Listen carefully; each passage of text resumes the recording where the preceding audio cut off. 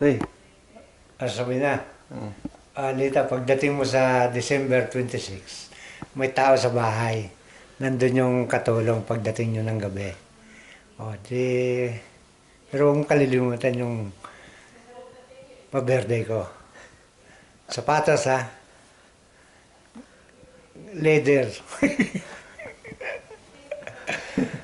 Okay lang?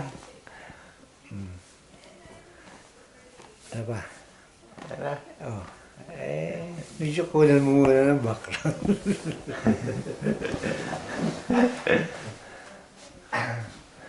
Ayan. Dito kami sa bahay ni Leo. Oh. Malamig pala rito. Parang parang gusto kong pumunta dyan eh. Mas mainit yata dyan eh. Okay lang. Ano? Sige, magkita na lang tayo sa January. Pagbalik mo galing Mindoro. Okay?